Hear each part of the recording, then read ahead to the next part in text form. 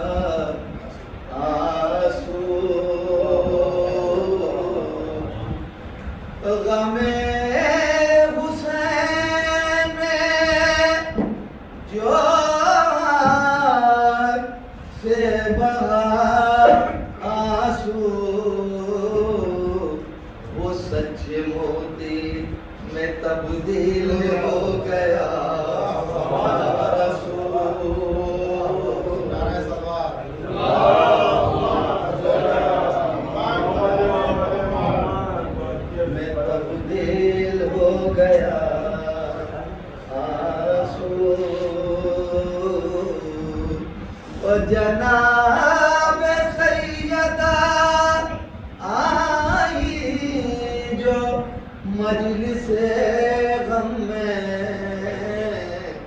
امن کے چشم سے تعظیم کو چلا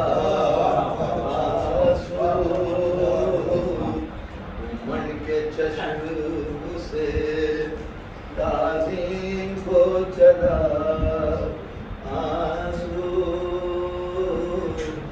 کہاں ہر کو یہ دولت نصیب ہوتی ہے، جسے حسین بخشا اسے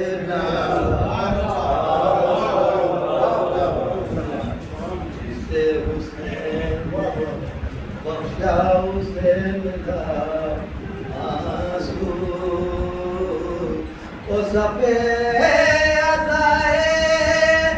شہیدی کا احترام کرو، جنا سے لینے کو آتی ہے سیدہ آنسو. یہ خوش نصیبی ہماری کے فضل زہرا سے چراغ بن کے چمکتے رہے سدا آنسو. یہ شور گریا ماتم ہے اس لیے برپا کے ساتھ اہل حرم کے اسیر تھا کے ساتھ اہل حرم کے اسیر تھا آنسو. سکینہ شہر میں روشنی بن کر دکھا رہے ہیں تجھے حق کا راستہ معصوم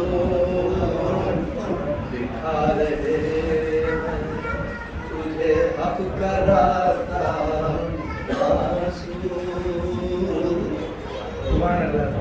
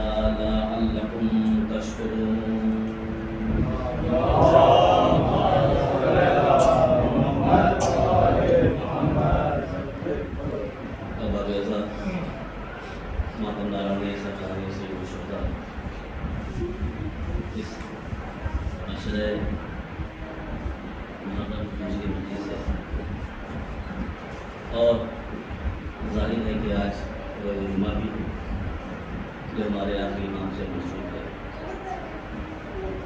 لہذا اسی اعتبار سے وقت کو بھی دیکھنا ہے اور آپ کے تخلیق کرنا ہے.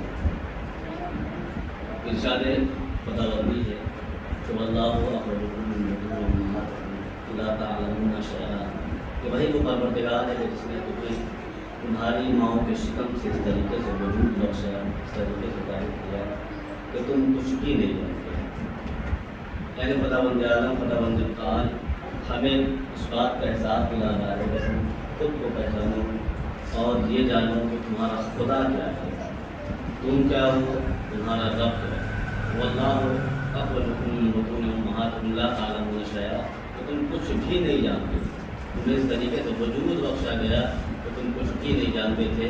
وجعل لکم السمع والابصار، اور اس نے تمہیں کان عطا کیے تاکہ تم اس کے ذریعے سے سنو، اور آنکھیں عطا کی تاکہ تم دیکھو، والافئدہ اس سے فائدہ حاصل کرو. جبکہ اس کے بعد کا مسئلہ یہ ہے کہ امام فرماتے ہیں خداوند متعال شاید فرماتا ہے لعلکم تشکرون، شاید تم شکر ادا کرو. عزیزو، اب جو کہ خداوند متعال نے پروردگار عالم نے انسانوں کی خلقت کے متعلق یہ اعلان کر دیا کہ دیکھو ہم نے تمہیں کان عطا کیے، ہم نے تمہیں آنکھیں عطا کی، ہم نے تمہیں قوت سماعت عطا کی، قوت بصارت عطا کی. تم آنکھوں سے دیکھو اور کانوں سے سنو اور اللہ کی نعمتوں کو سمجھو، اس کا اندازہ لگاؤ، خود کو پہچانو اور خود کی معرفت حاصل کرو، اور جب تم خود کو پہچان لو اور اللہ کی دی ہوئی نعمتوں کا تمہیں اندازہ ہو جائے تو پھر یاد رکھو کہ پھر تم کفران نعمت مت کرنا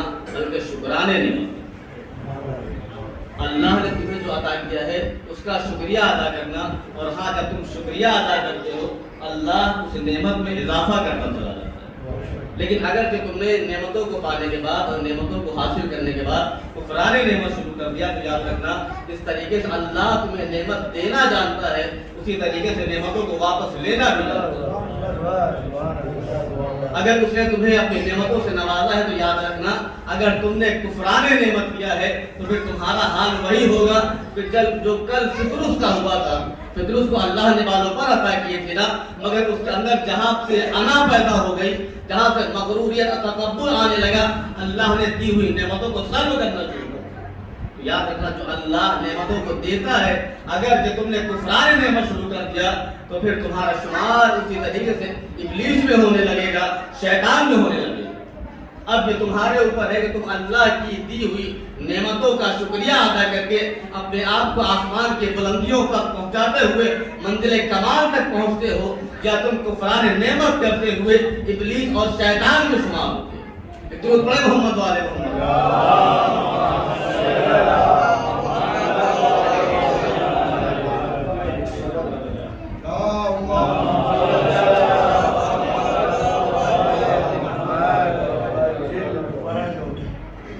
اب اگر انسان کو احساس ہو جائے تو پھر ہمیں اس بات کو جان لینا چاہیے کہ ہمیں اللہ کی دی ہوئی نعمتوں کا شکریہ ادا کرنا۔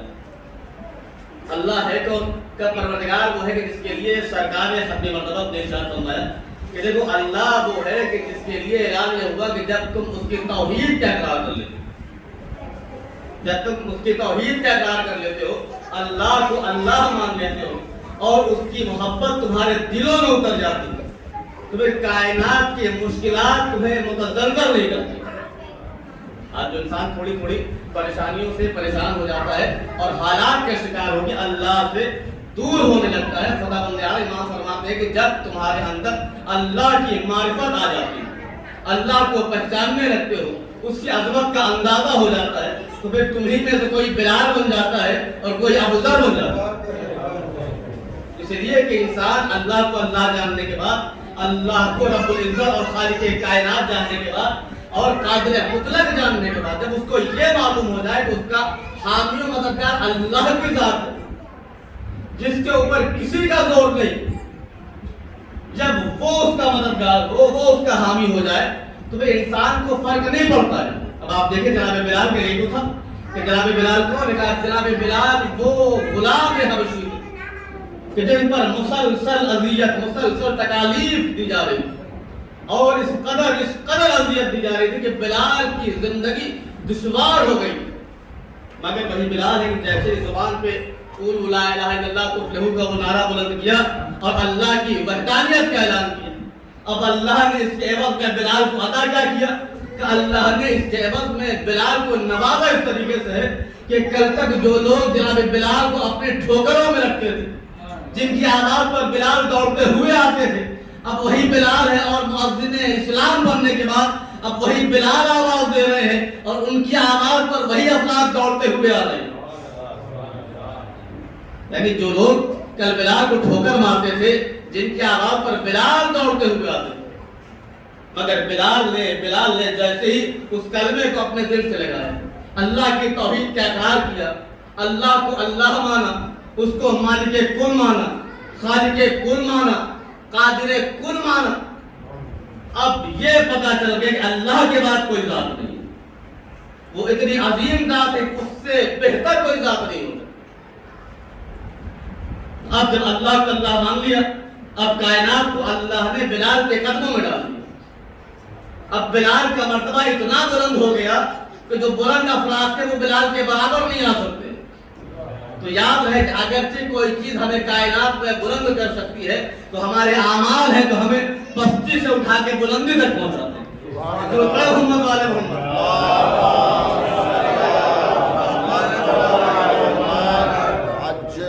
دیکھیے یہ کائنات ہے، یہ کائنات ہے، بظاہر تو ہمیں احساس ہو سکتا ہے کہ ہم کہاں پر مگر اسی کائنات میں اللہ نے کچھ ایسے مخلصین اور ایسے بندے بھی بنائے کہ جن کے ذریعے سے اللہ اپنے کام لیتا ہے. بہرحال یہ بلال ہے اور آپ اسی طرف دیکھیں جناب زہیر قین ہے.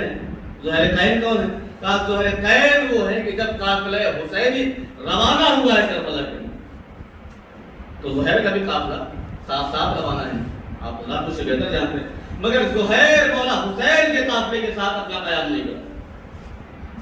جب مولا حسین کا قافلہ جہاں پہ ٹھہرتا ہے زہیر اس سے پہلے اپنا قیام کرتا ہے. فاصلہ بنا ہوا ہے. کیوں؟ اس لیے کہ زہیر زندگی چاہتے ہیں. زہیر معیشت کے لیے نکلے ہیں, تجارت کی غرض سے نکلے ہیں.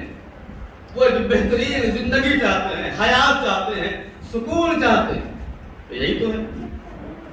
ایک طرف قافلہ حسینی کا ہے اور دوسری طرف جناب زہیر کا قافلہ ہے. مگر جیسے ہی امام حسین نے زہیر قین کو اپنے پاس بلایا, اب بلانے کے بعد اپنے خیمے میں بلانے کے بعد ان کے کانوں میں کچھ کہا تو اب وہی زہیر ہے کہ جو زندگی چاہ رہے تھے اب موت کی تمنا کر رہے ہیں. زہیر یہ کیا ہو گیا کہ زہیر بتانا یہ چاہتے ہیں کہ دنیا جس کو زندگی سمجھ رہی تھی حقیقت میں وہ موت ہے. اگر تمہیں زندگی چاہیے تو حسین کے قدموں میں آ جاؤ. حسین زندگی سے ہٹ کے کسی اور شے کا نام نہیں ہے. قافلہ حسینی سے ملنے کا نام حیات ہے, زندگی ہے. ایک درود پڑھے محمد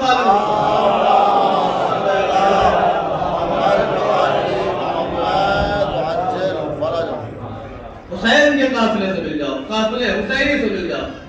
یہ زہیر ہے جو بتا رہے ہیں. اور بعض علماء نے فرمایا کہ یہ زہیر کے کان میں سرکار سید الشہداء نے کہا کیا تو یوں یہ راز ہے. لیکن بعض علماء تحریر فرماتے ہیں کہ زہیر قین کے کان میں شاید مولا حسین نے پوچھا کہ تم زندگی کا اور مقصد حیات کو پہچانتے ہو کہ نہیں پہچانتے؟ تمہیں پتا ہے کہ من آئینا فی آئینا الہ آئینا, تم کہاں سے آئے؟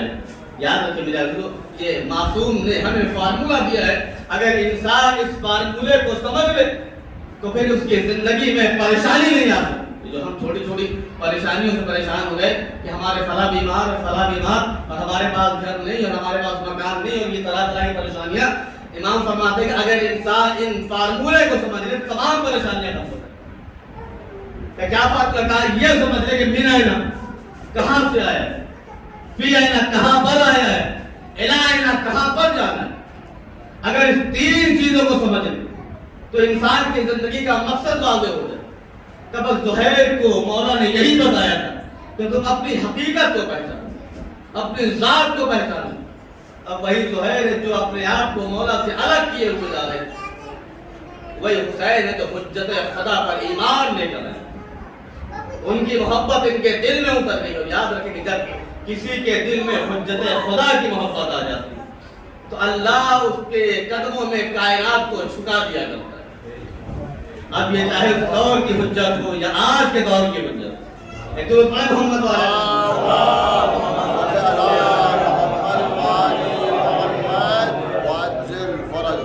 اگر انسان حجت خدا کو پہچان لے, اس کی عظمتوں کو جان لے اور خدا کو پہچان لے, اس کی حجت کو پہچان لے اور اس پر ایمان لے آئے تو یاد رکھے کہ پھر کائنات اس کے لیے ہیچ ہو جاتی ہے, جس کی کوئی حقیقت نہیں رہ جاتی. اس لیے کہ ہمارے چھٹے مولا امام جعفر صادق ہمارے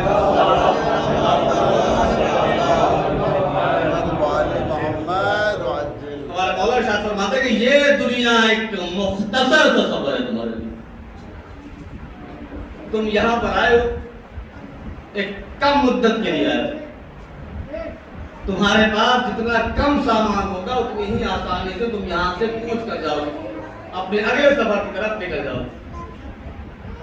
اگر انسان حجت خدا پر یقین اور اعتماد کرتے ہوئے اس سلسلے کو آگے بڑھائے تو پھر اس کی زندگی کامیاب ترین زندگی بن جاتی. حجت خدا پر یقین رکھنا, اللہ کی بتائی ہوئی باتوں پہ عمل کرتے ہوئے اس کی اتباع کرتے ہوئے آگے بڑھ جاتا. اب ظاہر سی بات اس وقت مولا سرکار سید الشہداء موجود تھے, مولا امیر المومنین موجود تھے اور دیگر ائمہ موجود تھے. آج ہماری نگاہوں کے سامنے امام نہیں, بظاہر تو یہی ہے, ہماری نگاہوں کے سامنے امام نہیں ہے.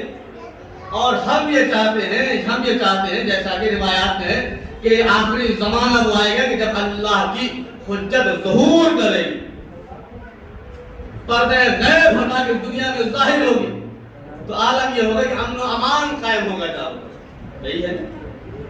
اسی نے ہمارے چھٹے مولا سے سوال کیا، مولا یہ تو بتائیں کہ اگر ہمیں اللہ نے اتنی مدت نہیں دی، ہماری حیات نے ہمارا ساتھ نہیں دیا اور ہم اتنی مدت تک زندہ نہیں رہے کہ ہم امام کے ظہور کو اپنی آنکھوں سے دیکھیں، تو پھر مولا یہ بتائے کہ ہم امام کے ساتھ قیام کیسے کریں گے، ہم امام کے لشکر میں شامل کیسے ہوں گے، ہم اپنے امام کا دیدار کیسے کریں گے؟ تو صادق آل محمد ہمارے چھٹے مولا امام جعفر صادق علیہ السلام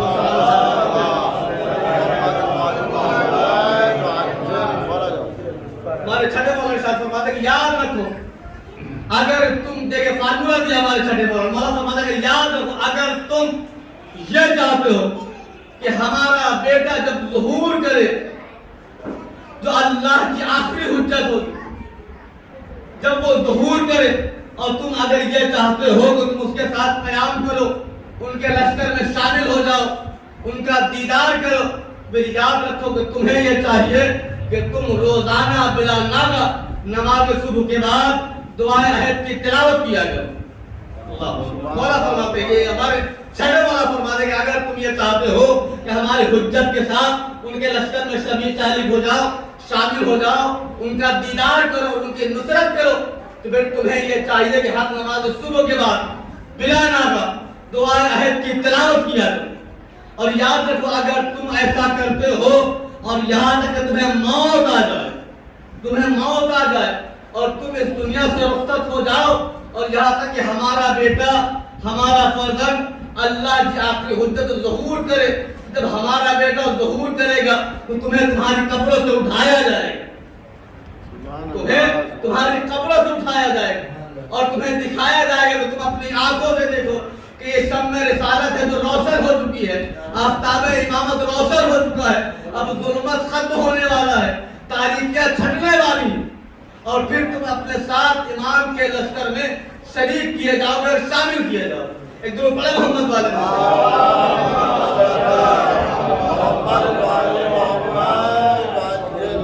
تو اب اگر ہمیں امام کے لشکر میں شامل ہونا، شریک ہونا، کہ امام نے ہمارے چھٹے مولا نے باقاعدہ یہ روایات میں ثابت ہے، ہمارے مولا نے ارشاد فرمایا کہ میں تمہارا ضامن ہوں، اگر کوئی اس عمل کو انجام دے تو میں اس کا ضامن ہوں کہ وہ اس وقت زندہ کیا جائے گا، اس کی قبروں سے نکالا جائے گا اور امام کے لشکر میں شامل کیا جائے گا۔ اللہ عزیزو، اب یہ تو ہمارے دل کی کیفیت ہونا چاہیے نا کہ ہمارے اندر تڑپ کتنی ہے، تو ہماری تڑپ بتائے گی کہ ہمارے روابط، ہمارے رابطے ہمارے امام سے کتنے ہیں۔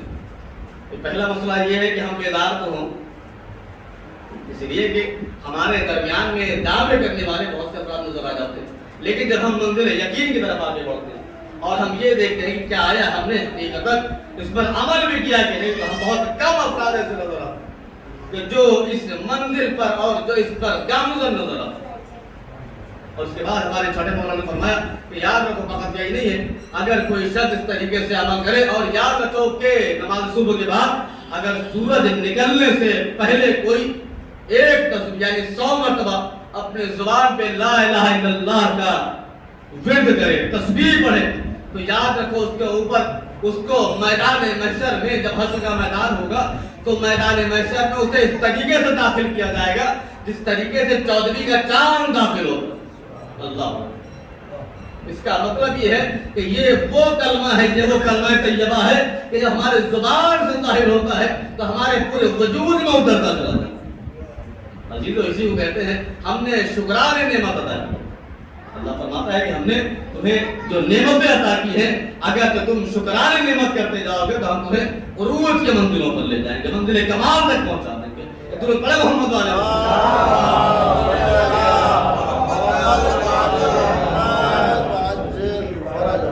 اور فقط یہی نہیں بلکہ کسی نے ہمارے مولا سوال کیا، مولا یہ بتائیں کہ جو ہمارے امام کا ظہور ہوگا، امام ہمارے ظہور فرمائیں گے تو کیا عورتیں بھی اس کے لشکر میں شامل ہوں گی؟ دیکھیں یہ بھی ایک مسئلہ ہے۔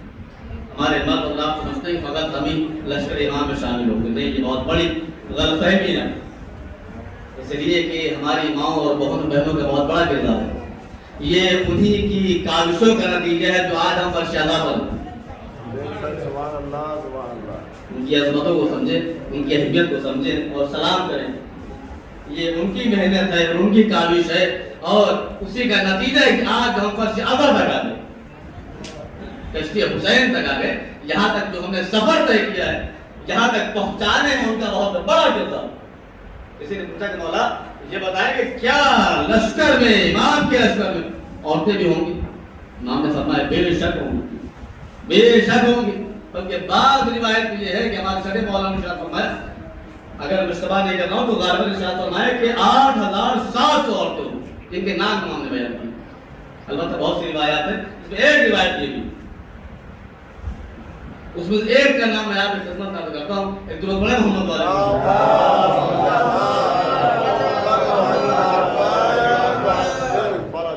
تو عورتیں بھی شامل ہوں گی جو لشکر امام. دیکھیں 313 تو وہ افراد ہوں گے کہ جن کو حجت خدا کی جانب سے فوج کا کمانڈر بنایا جائے. یہ 313 افراد ہیں تو ان کی وہ بتائی گئی ہے، یہ تو وہ افراد ہوں گے. لشکر میں تو بہت سے افراد چاہیے ہوں گے. تو اب یہ ہماری ذمہ داری ہے کہ ہم خود کو کیسے آمادہ کریں. اس لیے کہ زبان سے کہہ لینا اور کبھی کبھی سوچ لینا اس سے کام نہیں چلتا ہے، بلکہ باقاعدہ تیاری اور آمادگی چاہیے کہ ہم لشکر امام میں شامل ہوں. تو میں نے ایک فارمولہ جو ہمارے چھٹے مولانا نے بیان کیا تھا وہ آپ کے حوالے کیا. سوال کیا مولا کیا عورتیں ہوں؟ کیا بے شک عورتیں ہوں. اور پھر امام نے ایک روایت بیان کی، کسوں میں جب سرکار ختم مرتبہ حضرت محمد مصطفیٰ صلی اللہ علیہ وسلم جب معراج کی منزلوں کے لیے نکلے، معراج کے لیے نکلے اور بیت المقدس سے ہوتے ہوئے گزر رہے ہیں، پیغمبر نے کے سے ایک بہت ہی بہترین خوشبو پیغمبر نے محسوس کی. سوال کیا جبریل یہ خوشبو کیسی آ رہی ہے؟ یہ خوشبو کیسی آ رہی ہے؟ یہ بہت ہی اچھی خوشبو ہے. تو جبریل نے سوال کیا، جبریل نے عرض کیا مولا یہ خوشبو جو ہے وہ سیانہ کی خوشبو آ رہی ہے. اس کی خوشبو ہے سیانہ. سیانہ کون تھی؟ پیغمبر ایسا نہیں ہے کہ پیغمبر نہیں جانتے. ہاں بعض مرتبہ سوالات اس لیے کیے جاتے ہیں تاکہ لوگوں پر ظاہر ہو جائے.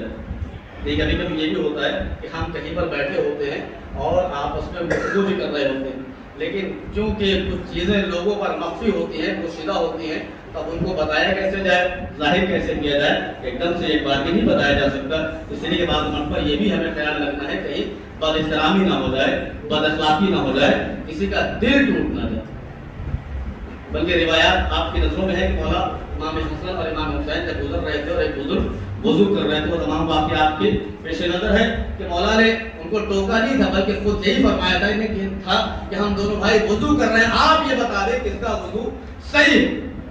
تو یہ اصلاح کا طریقہ ہوتا ہے کہ بعض مرتبہ افراد جو اصلاح کرتے ہیں، ہمارے درمیان ایسے بھی افراد آتے ہیں جو کہتے ہیں مولانا میں بالکل حق گو ہوں اور حق سے کام لیتا ہوں. بہت اچھی بات ہے، خدا آپ کے توفیقات اور اضافہ فرمائے. حق سے کام لے، لیکن حق حکمت کے ساتھ ہو تو حق ہوتا ہے.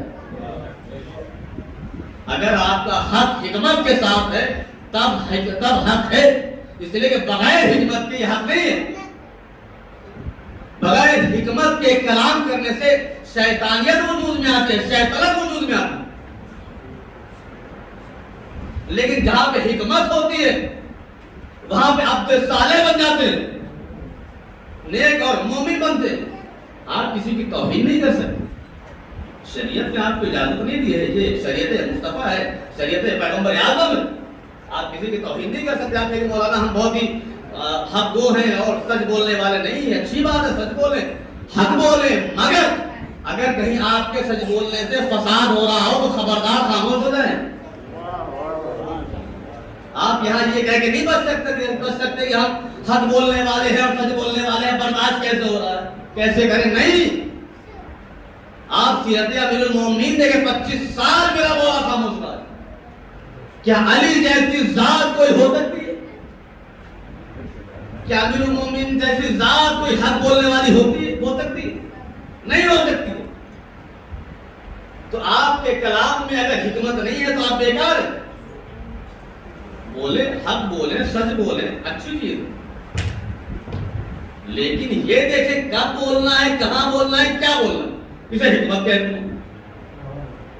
اگر ہمیں بولنے کا طریقہ نہ ہو، کام کرنے کا طریقہ نہ ہو، دیکھیے بہت سے فساد وجود میں ہمارے زبان کی وجہ سے. مولانا ہم نے سچ بول دیا، آپ نے سچ بول دیا، کتنوں کی جانیں چلی گئی، کتنوں کی جانیں چلی گئی. اگر آپ خاموش رہ جاتے تو شاید یہ صورتحال نہ بنتی. لہٰذا ہمیں یہ بھی سوچنا پڑے گا کہ ہمیں کب بولنا ہے، کیا بولنا ہے، کہاں بولنا ہے. حکمت کے ساتھ کلام کریں. اس لیے اللہ فقط اللہ نہیں ہے، حکیم ہے، حکیم مطلق ہے. اس نے اپنے نبی کو بھی حکیم بنایا، اماموں کو بھی حکیم بنایا. کلام حکمت کے ساتھ ہو تو اثر ظاہر ہوتا ہے، اور بے حکمت ہو تو یہی کلام زہر بن جاتا ہے. تو حکمت کا خیال. پیغمبر نے سوال کیا یہ کیسی خوشبو؟ ارشاد فرمایا کہ یا نبی اللہ، بس میں گفتگو کو سمیٹ رہا ہوں، یا نبی اللہ یہ سیانہ کی خوشبو. سیانہ کون ہے؟ سیانہ یہ ایک مومنہ ہے. اللہ ہوگا. دیکھیں میں نے عرض کیا ہے کہ ہماری ماں کا ایک بہت بڑا کردار ہے. خدا ہماری ماں بہنوں کو سلامت رکھے. بہت بڑا کردار ہوتا ہے اور بڑی قربانیاں ان کی ہیں. چاہے آپ کربلا کا میدان دیکھیں. آج ایک انگریز نے لکھا اپنی کتاب میں کہ میں حیرت میں ہوں کہ کربلا میں مائیں ہیں جو اپنے بچوں کو خود بھیج رہی ہیں.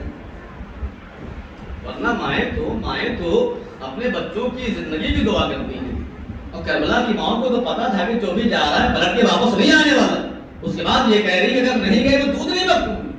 اللہ، یہ مائیں ہیں، یہ ماؤں کا کردار. ان کو سلام کیا کرے، خدا کی سلام کیا. اب یہ کیسی خوشبو کا یہ سیانہ کون بات ہوگی؟ فرعون کے زمانے میں فرعون کا ایک چچا زاد بھائی تھا جس کا نام حزقیل.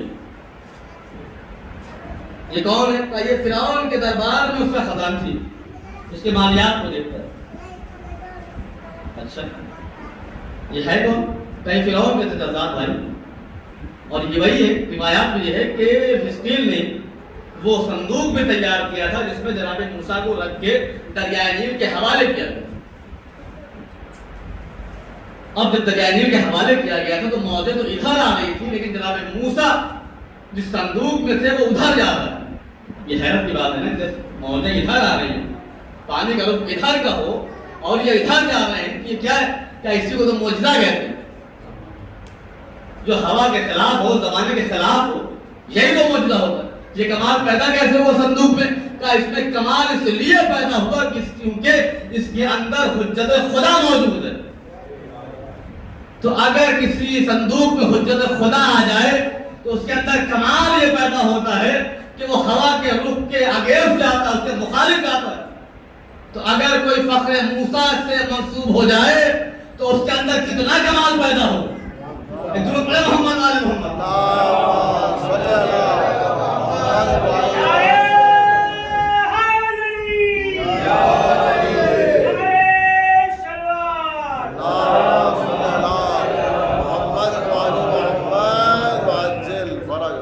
اب بہرحال یہ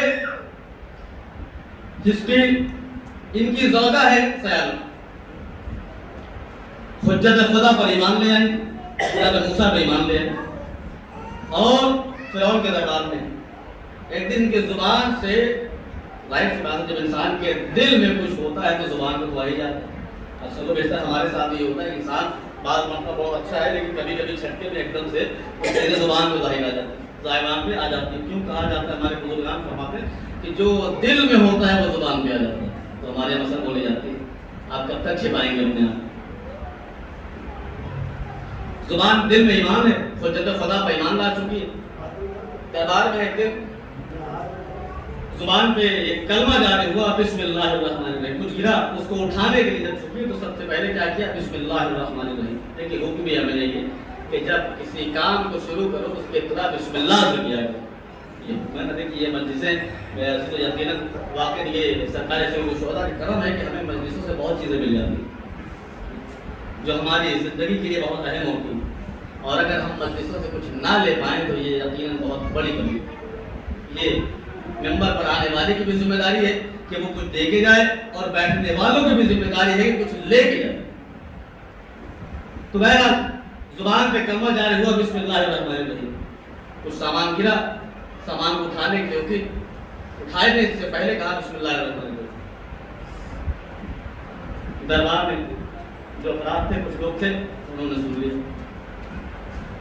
دیکھیے میں نے کسی موقع پہ شاید عرض کیا تھا کہ بسم اللہ، چونکہ بسم اللہ اسم اعظم ہے، اپنے چھوٹے بھائیوں کو عرض کر دوں بسم اللہ اسم اعظم ہے. بسم اللہ میں بہت تاثیر ہے، بتاتے تو اس میں بہت تاثیر.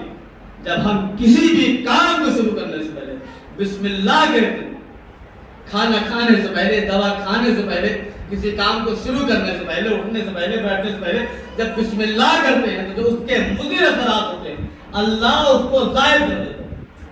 بسم اللہ کا مطلب یہ ہے نا کہ میں شروع کرتا ہوں کیا اللہ کے نام سے جو رحمان اور رحیم ہے. جب ہم کسی کام کو شروع کرتے ہیں یہ کہہ کے کہ میں اس کے نام سے شروع کرتا ہوں جو رحمان بھی ہے اور رحیم بھی ہے. اب کیسے ممکن ہے کہ اللہ کے رحمان اور رحیم ہوتے ہوئے اور اس کے نام سے شروع کر رہے ہیں تو اس کے مضر اثرات ہم پر اثر انداز ہو جائیں؟ تو ممکن نہیں ہے.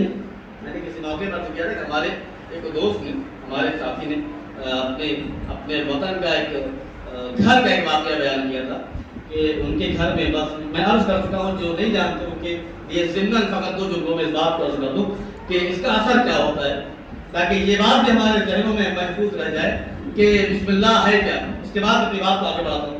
تو انہوں نے عرض کیا تھا کہ ان کے گھر میں، ان کے ننیال میں، انہوں نے اپنے ننیال کا ایک واقعہ بیان کیا تھا. کسی گاؤں میں، کسی علاقے میں ان کا ننیال تھا، نانی نانا کا گھر تھا. وہاں پہ بیان کرتے کہ ان کے گھر میں ان کے محلے سے ایک بچی آتی تھی. اہل قنوت ہے، مسلمان نہیں، لیکن بچے جس ماحول میں رہتے ہیں پلتے بڑھتے ہیں اسی ماحول کے عادی ہو جاتے ہیں. یہ تو ہوتا ہے جب ہم جانوروں کو اپنے حساب سے ڈھال لیتے ہیں تو انسان تو بہرحال انسان. اب وہ بچی چھوٹی ہے، بچی ہے، اس گھر میں پل رہی ہے، پڑھ رہی ہے، بڑی ہو رہی ہے، وہ دیکھ رہی ہے کہ یہ وہی پہلے بیت کا گھر ہے اور وہاں ہر کام کو شروع کرنے سے پہلے لوگ بسم اللہ کرتے ہیں. گھروں میں ہوتا ہے نا، جو ہمارے بزرگان ہوتے ہیں جب بچے کھانا کھانا شروع کرتے ہیں تو والدین کیا کہتے ہیں کہ بیٹا بسم اللہ الرحمن الرحیم. لباس پہننے کا بسم اللہ کرو، کچھ بھی کرنے سے پہلے کیا تاکید کرتے ہیں بسم اللہ کرو. اس نے اسی چیز کو دیکھا کہ ہر کام کو شروع کرنے سے پہلے بسم اللہ کرتے. وہ مسلمان نہیں ہے، اہل قنوت سے.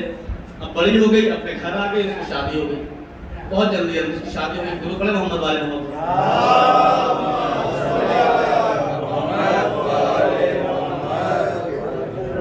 ایک اور گرو پڑے محمد والے.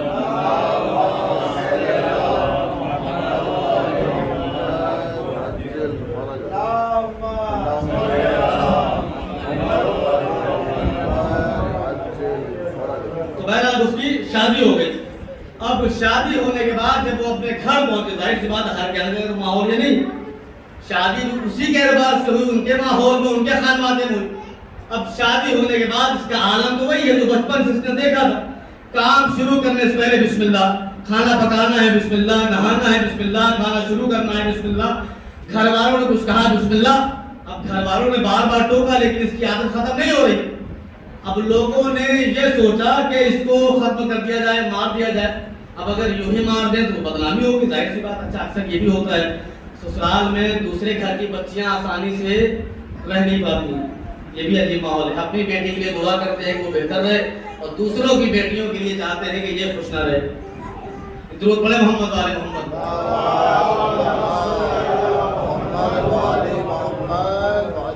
تو بہرحال بہت جلدی جلدی بات ختم کرو کہ وہ اس کا وہی روزانہ کہے کہ ہر کام شروع کرنے سے پہلے بسم اللہ.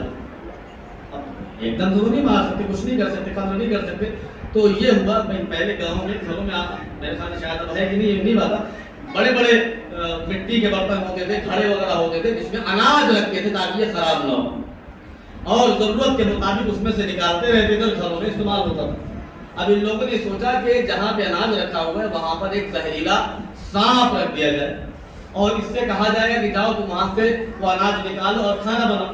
اور جب ظاہر سی بات ہے ہوتا بھی ایسا کہ لوگ ایک دم سے ہاتھ ڈالتے ہیں اور اس کے بعد اس کو نکال کے استعمال کرتے ہیں. تو جب یہ ہاتھ ڈالے گی تو اس کو سانپ کاٹ لے گا اور مر جائے گی. تو یہ ہوگا کہ سانپ نے کاٹ لیا، اسی بہانے یہ مر بھی جائے گی اور ہمارا بھی کام ہو جائے گا۔ سانپ زہر میں ڈالا گیا، اس بچے سے کہا گیا جاؤ تم وہاں سے اناج نکالو، چاول گیہوں جو بھی رہا ہوگا نکالو اور نکال کے کھانا بناؤ۔ اب یہ پہنچنے کے بعد ڈھکن ہٹایا اور کہا بسم اللہ الرحمن الرحیم۔ اب جو بسم اللہ کے کس نے ہاتھ ڈالا اس میں سے اناج نکالا، نکال کے لائے کھانا بنا دیا۔ اب گھر والے میں بھی ہے یہ تو زندہ ہے، انتظار کر رہے شاید دھیمے دھیمے اثر ہو۔ سانپ تو زہریلا ہے، ہو سکتا ہے کسی پہ دیر میں اثر ہو، اس لیے کہ لوگ بھی عجیب عجیب ہوتے ہیں۔ تو بہرحال وہ انتظار میں ہے کہ شاید دھیمے دھیمے مرے، لیکن اس کو کچھ ہو ہی نہیں رہا ہے، مر نہیں رہی ہے، زندہ ہے۔ اب یہ پریشان، جب کھانا بن گیا تو گھر والے حیران ہوئے۔ اب ظاہر سی بات ہے پوچھیں، اگر نہ پوچھیں تو بے چینی ہے۔ بعض مرتبہ یہ بھی ہوتا ہے نا کہ بات رکتی ہی نہیں ہے دل میں، انسان بے چین ہوتا ہے بتانے کے لیے۔ اب بتائے تو کیسے، اس کا مطلب یہ کہ بتانا پڑے گا کہ معاملہ کیا۔ بہرحال یہ تھا کہ چلو سمجھا بجھا کے معاملے کو رفع دفع کر دیں گے، لیکن پتا تو کریں ہوا کیا، اس لیے کہ جا کے دیکھا تو صاحب موجود ہے۔ اس سے پوچھا کہ یہ بتاؤ تم زندہ کیسے ہوا، کیا مطلب؟ تو معاملہ یہ ہے کہ ہم نے اسی جگہ پہ ایک زہریلا سانپ رکھ دیا کہ جیسے ہی تم ہاتھ ڈالو گی وہ تمہیں ڈس لے گا اور تم ختم ہو جاؤ گے، لیکن تم زندہ کیسے ہو؟ آپ میں زندہ اس لیے ہیں کیونکہ جہاں پہ ہم رہتے تھے، جہاں پہ ہماری پرورش ہوئی تھی، وہاں پہ ہم نے یہ سیکھا تھا کہ کسی بھی کام کو شروع کرنے سے پہلے بسم اللہ کر لیا ہے۔ آج بھی میں نے ویسے ہی کیا کہ جیسے ہی میں نے اس برتن میں اپنا ہاتھ ڈالا تو ہاتھ ڈالنے سے پہلے میں نے کہا بسم اللہ الرحمن الرحیم۔ بس جیسے ہی میں نے بسم اللہ کہا تو یہ اللہ کا کرم تھا کہ زہریلا سانپ ہوتے ہوئے بھی اس نے مجھے کوئی اذیت نہیں پہنچائی۔ کہ بے شک اس کے نام کی برکت ہے کہ اللہ مضر اثرات کو ختم کر دیتا ہے۔ درود پڑھیں محمد والے محمد۔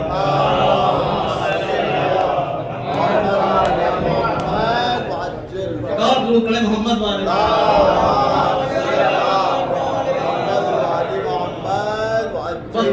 بہرحال سیارہ نے ہاتھ سے اٹھایا، بسم اللہ کا خبر ہو گئی۔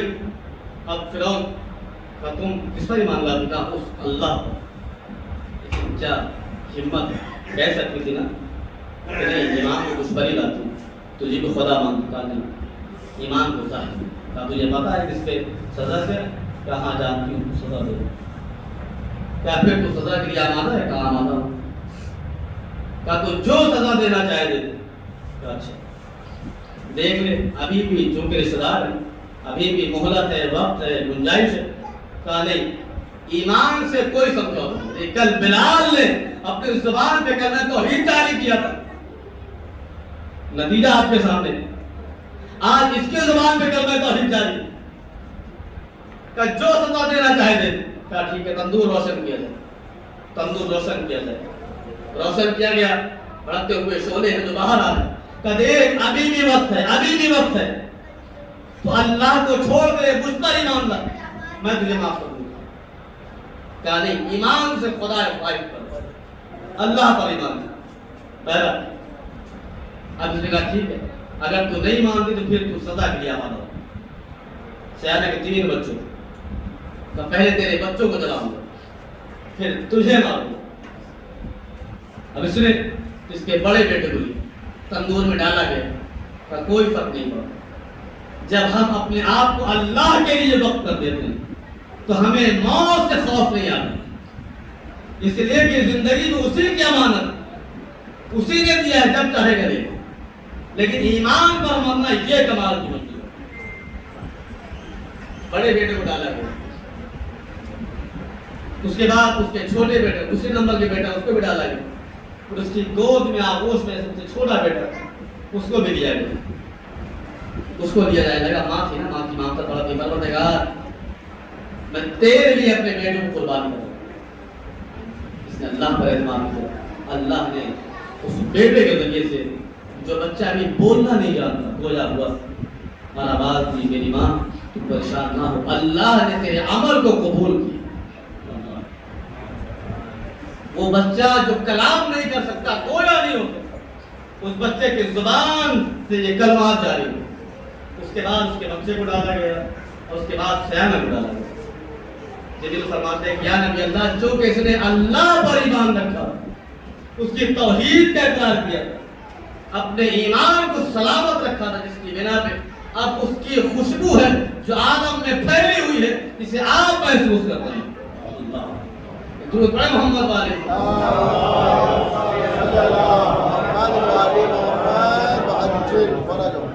تو یاد رہے میرے عزیز، جو بھی اللہ کو مانتا ہے اور اس کی حجت پر یقین رکھتا ہے تو پھر اللہ اس کا ہو جاتا ہے۔ یہ تو فرماتا ہے پروردگار میرے بندے تو میرا ہو جا، میں تیرا ہو جا۔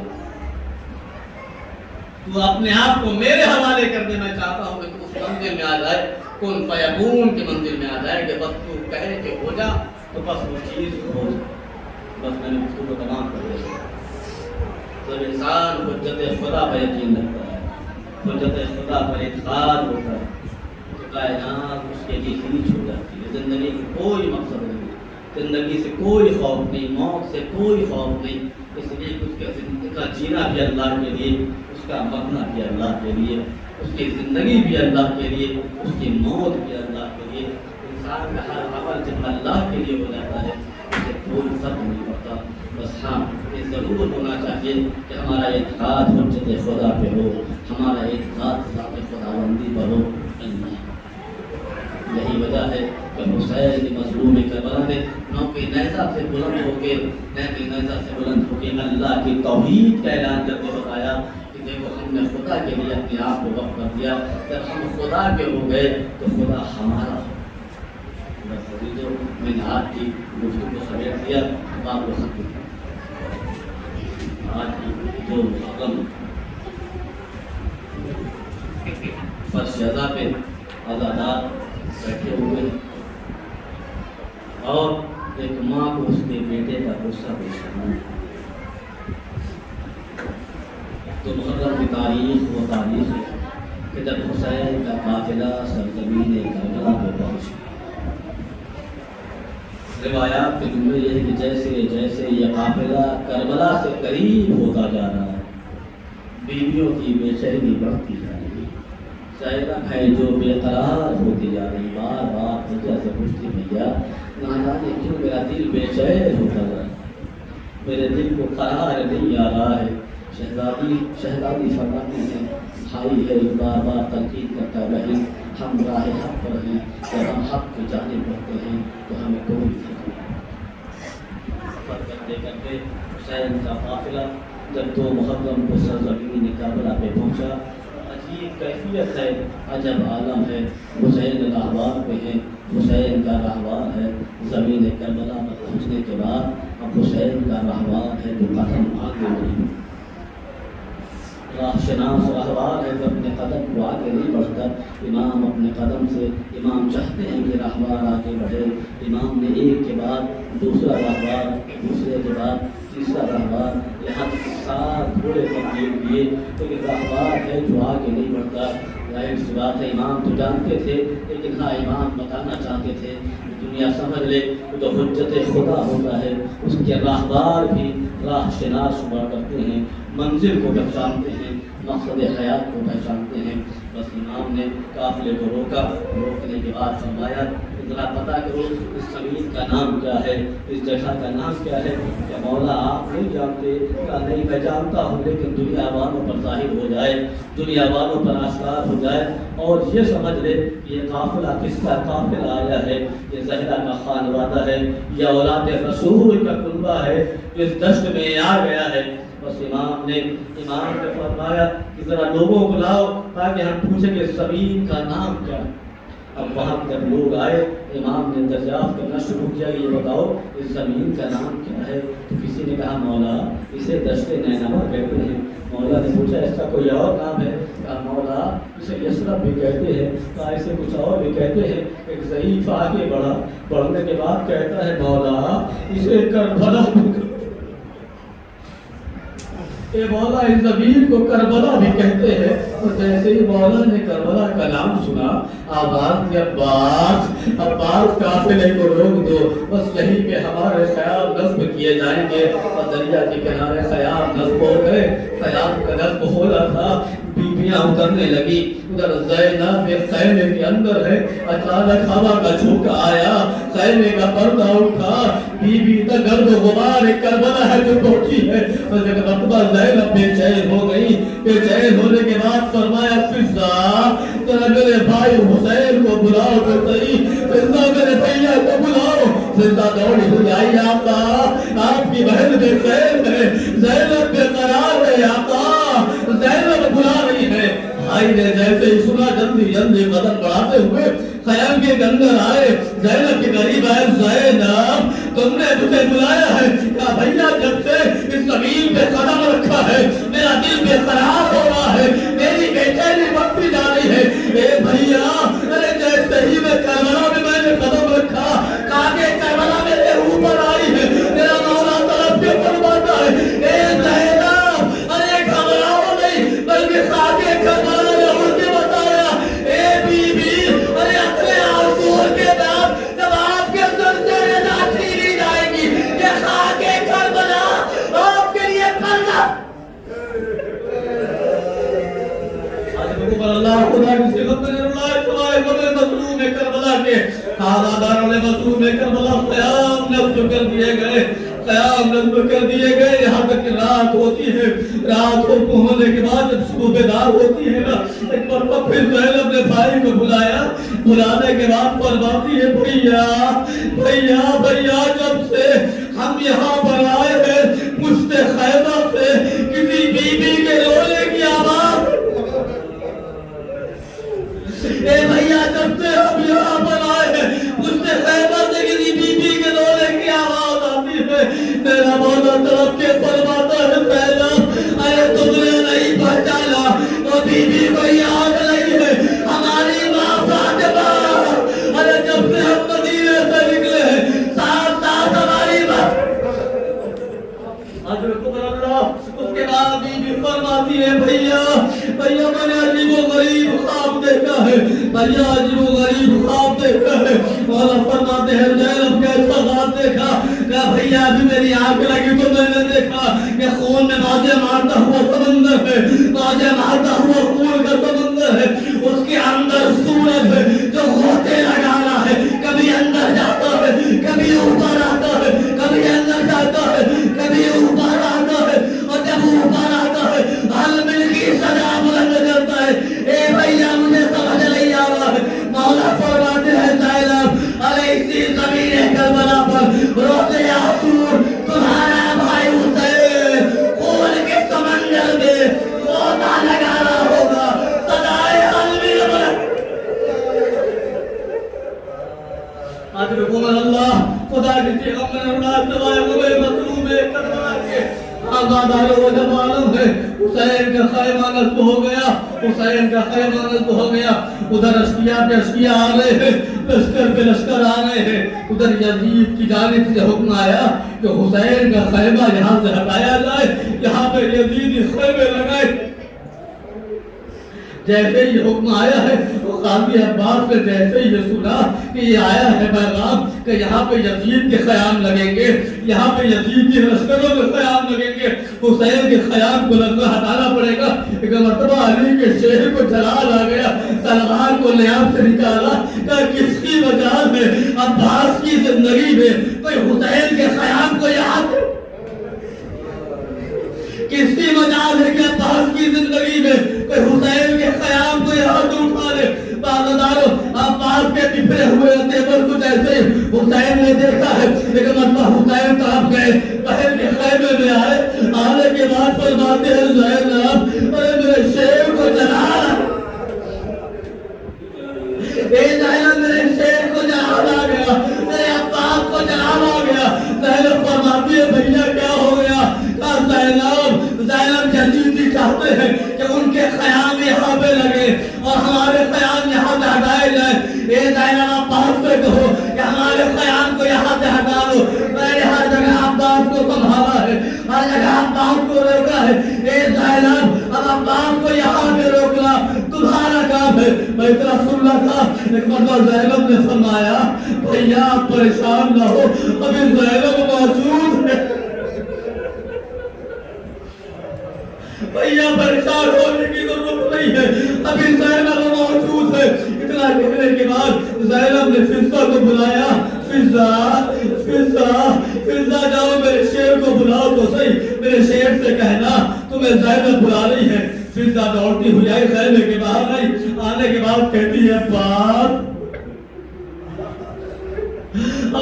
تمہیں علی کی بڑی بیٹی زینب بلا رہی ہے، تمہیں شہزادی بلا رہی ہے، تمہیں شہزادی بلا رہی ہے۔ اور جیسے ہی میرے مولا نے سنا ایک مرتبہ فرماتی ہے فضہ آپ کے لیے غلام ابھی حاضر ہوتا ہے۔ یہ کہہ کے جناب عباس نے ایک خط کھینچا اور کھینچنے کے بعد دشمنوں سے کہتے ہیں اے فوج ذوالفقار خبردار، میری شہزادی نے مجھے بلایا ہے، میں اپنی آگ آزادی کے خیمے میں جا رہا ہوں، اس سے پہلے جب تک میں آ نہ جاؤں اگر کسی نے بھی اس خط کو پار کر لیا تو یاد رکھنا تمہارے جسموں پر تمہارے سر سلامت نہیں رہیں گے۔ میں اتنا بات ہو رہی تھی کہ کچھ ٹائم لگا، کچھ رفتہ گزرا، اتنے میں دوڑتی ہوئی فضہ بھی آ گئی، ہاتھوں کو جوڑا، شہزادی فرماتی ہے کہ اگر آنے میں دیر ہو گئی تو زینب خود واپس آ جائے گی۔ میں اتنا سن رہا تھا، عباس دوڑتے ہوئے خیمے میں آئے، ہاتھوں کو جوڑ کے قدموں میں گر گئے، اے شہزادی ارے آج کے بعد ایسا مت کریے گا، ارے غلام کے ہوتے ہوئے اگر آقا زادی باہر آ جائے تو غلام کا کیا؟ اجرکم اللہ مطابق جملے میں استماع ہو رہی ہے۔ اللہ تعالیٰ عباس آدھر ہوئے ہوئے سر کو جھکائے ہوئے بیٹھی ہے، شہزادی فرمائے کیا حکم ہے؟ تو پھر مطلب زینب نے بڑے پیار کے ساتھ اپنی انگلیوں کو عباس کے بالوں پر گرایا، گرانے کے بعد بڑے پیار سے فرمایا میرے شیر، میرے بھائی، میرے عباس، میں نے سنا ہے میرے شیر کو جلانا ہے، میرے شیر کو جلانا گیا، میرے عباس کو جلانا گیا۔ اتنا سنا تھا عباس نے فرمایا شہزادی ارے آپ ہی بتائے عباس کی زندگی میں اگر آقا کا خیمہ اڑ جائے تو عباس کی زندگی سے فائدہ کیا ہے؟ بس زینب نے طرف کے فرمایا اے میرے بھیا عباس، ارے جس کا عباس جیسا بھائی موجود ہو اسے کیا فرق پڑتا ہے کہ ہمارے خیام نہر فرات کے کنارے ہو یا پھر دور ہو۔ عباس طرف کے اٹھ گئے، شہزادی سمجھ گیا آپ کیا چاہتی ہیں، آپ کیا چاہتی ہیں۔ بس یہ کہہ کے عباس خیمے سے باہر نکلے، نجف کا رخ کیا، اے بابا ارے آپ تو کہتے تھے تمہیں کربلا میں میرے حسین سنا دینا ہے، لیکن یہ عباس کیا کرے جس کے ہاتھوں میں تنور ہے؟ یہ عباس اپنے آقا کی مدد نہیں۔